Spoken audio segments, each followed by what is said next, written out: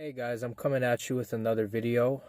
Tonight's video is going to be about the opposite of frustration, the unflinching mind.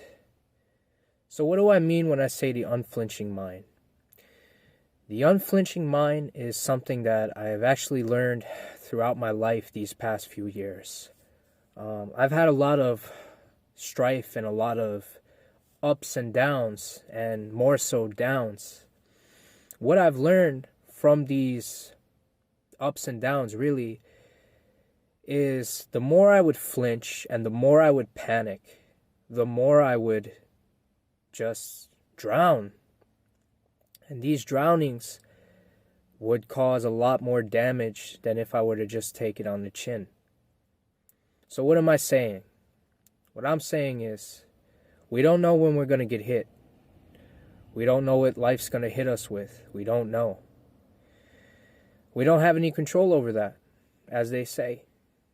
And I've learned that opening up, loosening up, not resisting, but kind of crashing and sitting into what comes, will make you that much more effective in life.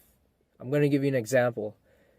So I had a couple of relationships where some women I loved walked out on me. And every time they would walk out on me, except for a few times, I would flinch up. I would be like, she's leaving me. No, don't leave me. Don't leave me. Why is she going? And the more I would do that, the more I would cause chaos. And the more strife it would cause in front of me, the more commotion. It's more of a nuisance, and it would just lead to even worse outcomes. The last woman who left me, where it had me in a different state, I didn't flinch as much, or at least not at the beginning. And what I learned after that shortly was that worse things were to come. A few months after that, my aunt died, and that stung me really hard. And I noticed something a bit different. It wasn't that it was less painful. It wasn't that it didn't hurt. It was that I didn't recoil. I didn't flinch. Why? I have no idea. But I learned something. The less I flinched, the more I was loose, the more clearly I could think. And if I had to give advice to my younger self, I would say, flinch less, respond more. Flinch less, respond more. See, there's problems in our life that will make us feel cornered. It'll make us feel doomed and defeated. When we flinch, it makes it that much worse. It blocks out opportunities, ways out, ways to cope in an efficient manner. I struggle with mental health, and I flinch a lot with that. I haven't overcame this. I flinch a lot with my mental health. My mind is a scary place. And what I'm learning is that the less I flinch from my mind, the more I become capable of dealing with the cards I'm dealt in that moment. So this conversation calls forth being calm under pressure, internal pressure and external pressure. I feel internal pressure is the worst. It's the most imprisoning out of all of them. And it's what causes us to live a life that's unfulfilled, I feel. So, if I were to look back and I were to bring my knowledge from the future to the back, I would say, flinch less, respond more. Taking a deep breath, relaxing, taking a moment, giving our mind that space so it's not being crushed by the world. Even if it is being crushed by the world, our mind has to have some space into something deeper. There's a lot of fortresses that keep us trapped mentally, and it keeps us down. But there's also a fortress in the mind that is untouchable. that is above and beyond circumstance. I believe that is so. How to get to that place, I can't even tell you. I know that I've known it a few moments in my life at a time. I'm sure everyone has. And when I got to that place, it was unbelievably peaceful. I wish I could be there all the time, or at least more so. So, your fortress in your mind, my fortress in my mind. How do we find this?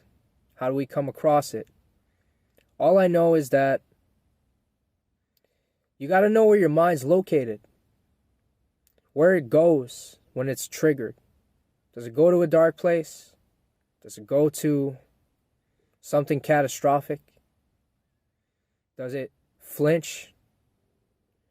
Or does it go somewhere resourceful? Does it go somewhere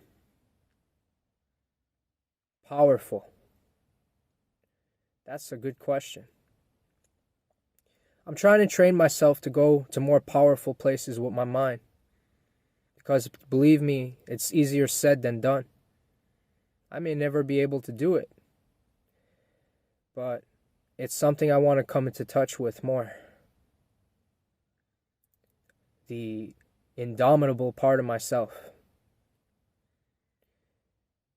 There are times when this seems impossible. And our brains need proof. That's one thing about the mind. The currency of the mind is proof. Your mind needs proof that this kind of place exists to even access it. Perhaps you've had a chaotic moment where you felt you were out of your body, as if yourself was anywhere but inside your mind. And it gave you some kind of weird peace, some kind of weird space. And you knew in that moment that your mind is something that you really can't understand fully. Doing that on the day-to-day is my bread and butter, is what I study, is what I lean towards, it's what I'm fascinated by. I'll give you guys a little story. There was one time when I was abroad, and I had an argument with a gentleman because he shortchanged me, and he was a taxi. So I was expecting my money back. It wasn't even a lot, but my emotions got the better of me. So we start going back and forth, hitting each other in the car.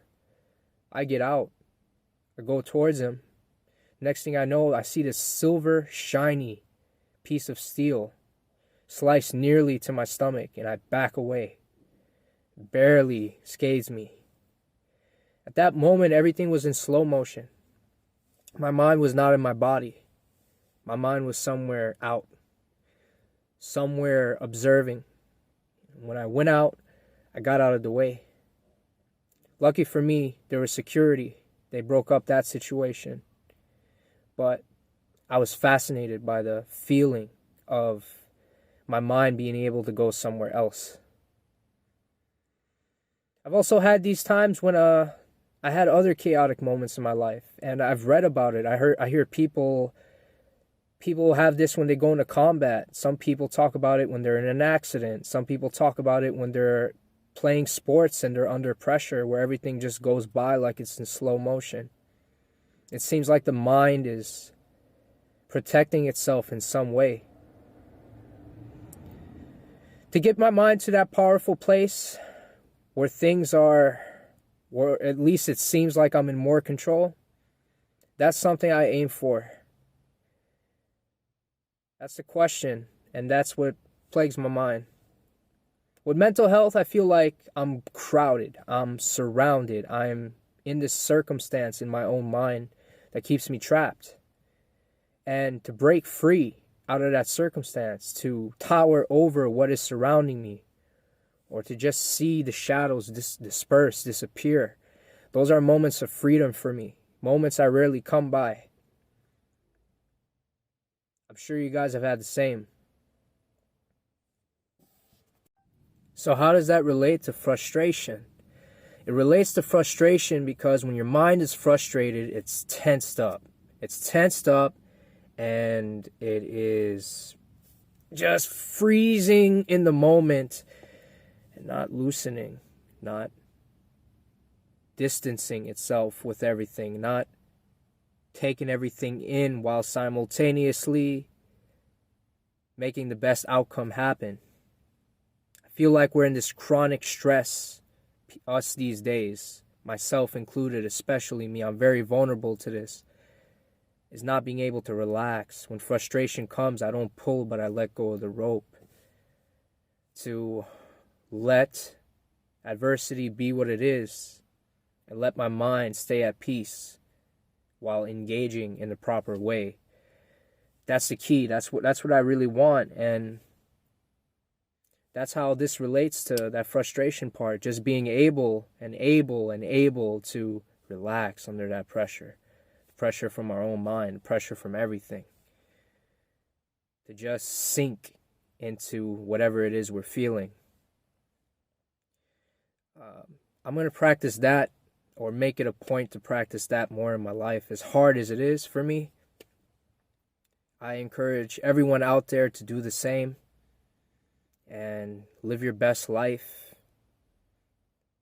So, God bless you all, and have a great day.